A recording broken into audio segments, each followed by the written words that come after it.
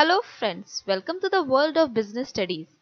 In the last 33 discussions, we have covered chapter number 1, that is nature and significance of management, chapter number 2, principles of management, chapter number 3, business environment, chapter number 4, planning, chapter number 5, organizing, and chapter number 6, staffing of NCERT. Now, in this discussion, I'll be starting with chapter number 7 of NCERT, that is directing, in which we have covered few topics like directing meaning, characteristics of directing. Now, in this discussion, I'll be covering the topics like importance of directing and principles of direction. Moving to the first slide, that is importance of directing. These are the few importance of directing. That is directing initiate action. It integrates employees' effort. It is a means of motivation. It facilitates to implement changes. It creates balance in the organization. These are the few importance of directing. I'll be explaining you all this point one by one in detail. Now moving to the first point, that is directing initiates action. The employees are appointed up to the first three functions of management, that is planning, organizing and staffing. But they cannot commence their job until they are not informed about what to do and how to do. The job manager performs through direction. Thus, it is evident that it is direction which initiates action in an organization. Unless and until a manager initiates action, one cannot perform his duties in the organization. You can say that employee need to know what they have to perform in the organization, and this information is given by the directors who initiates the action, that these are the basic functions that you need to perform in an organization. Now moving to the next point, that is it initiates employees' effort. Many employees work in an organization. If any one of the employee in the organization in the employees chain does not perform up to the mark, it adversely affects the performance of remaining employees. Thus, it is essential to establish coordination among all the activities. Managers establishes this coordination by supervising, providing good leadership, motivating and exchanging ideas with his subordinates. It is very important for any organization that all its employees work well for the organization. If one or two employees doesn't work and they are not being punished or they are not been removed from the organization, it will affect the performance of the other employees. So the manager should be such that it always see the coordination among the employees, and it can be done by supervising, by motivating, by leadership and exchange of ideas of their subordinates.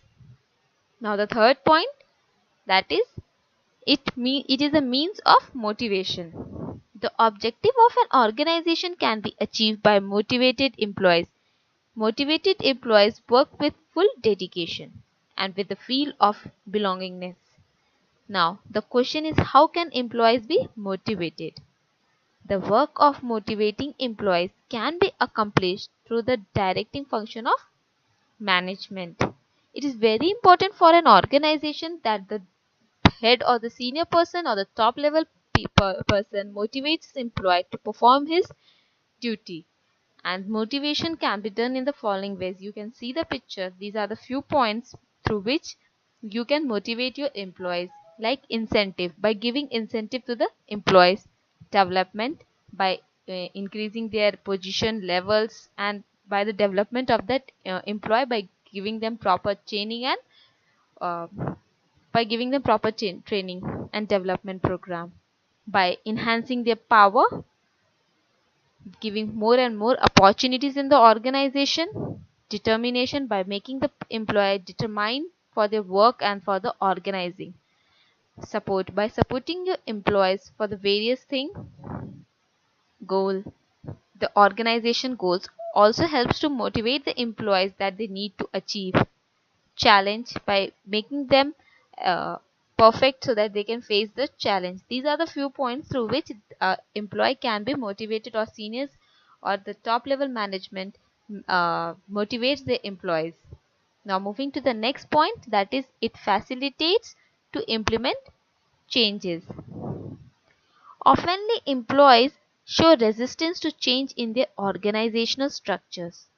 But with the changing demand of time, it needs to be implemented or enforced. Managers, through the medium of direction, shape the mindset of the employees in a manner that they will willingly accept the changes. It is very important that managers should mold the things in such a way that the employees willingly accept the changes, and this is the very important characteristics of a manager, that it motivates its employee to accept the changes and move ahead. Now the next point, that is it creates balance in the organization. Sometimes there is a clash between individual and organizational objectives. Directing helps to settle down these clashes and create a balance in the organization. On the one hand, a person works in an organization for the fulfillment of his objectives like higher salary, promotion, etc. On the other hand, the objectives of the company can be to earn higher profit, more market share, etc. Managers, through direction, tell employees how they can fulfill their objectives while achieving organizational objectives.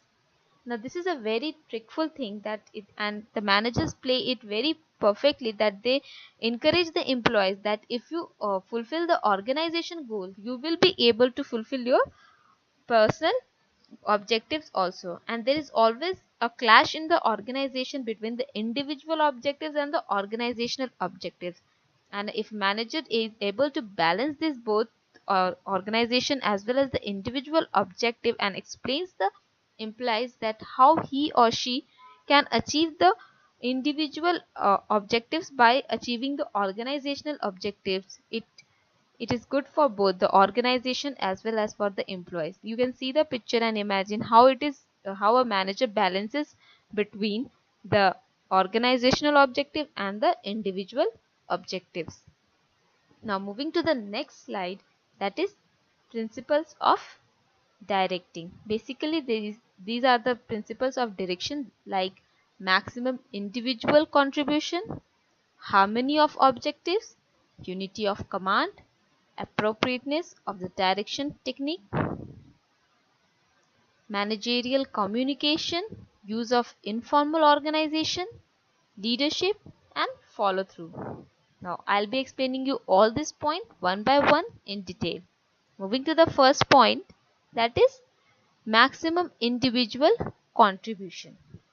According to this principle, management should adopt that directing policy through which employees get motivated and give their maximum individual contribution for the achievement of organizational objectives. Now here one should give maximum contribution to achieve the organizational objectives. Next, harmony of objectives.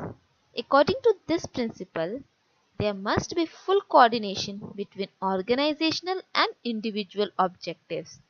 Employees work in an organization with an objective to get better remuneration, promotion, etc. On the other hand, the organization goal can be earn more profits and to increase market share. Management here must establish coordination between the objectives of both the parties factors by adopting suitable methods of direction. Next, that is unity of command. According to this principle, a subordinate should get a direction from one officer at a time. If the subordinate get directions from more than one officer, the subordinate will be unable to prioritize their work. As a result, situation of confusion, conflict, and disarrangement is emerged. By following this principle, effective direction takes place. Now the next, appropriateness of direction technique. According to this principle, appropriate direction technique should be used like to supervise effectively, to provide able leadership, to adopt free communication, and to motivate through right medium. Next, that is managerial communication.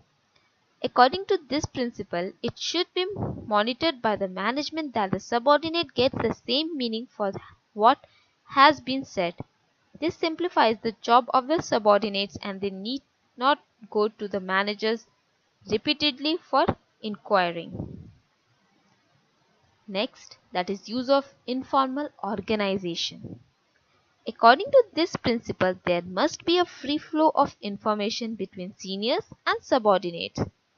Information should be dispersed both through formal and informal mediums. Special attention should be given to the informal organization. These strengthen formal organization. Next, that is leadership. Leadership is the process of influencing the subordinates to work willingly and enthusiastically for achieving goals of an organization. Hence, leadership is an important component of direction, or it is an important principle of direction. Next, that is follow-up. Managers should receive, even in direction, these are the following points through which one do the leadership, like by supporting the employees, motivating, goals, success, contribution, teamwork. Now the next point, that is follow through. Managers should receive constant feedback on their directions. They must know whether or not employees are working according to their direction and solve their problems or reverse the direction if need arises.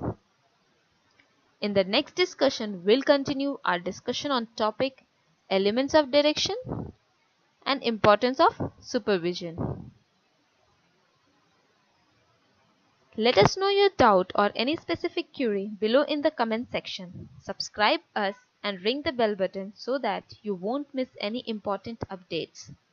Till then, enjoy studying business studies.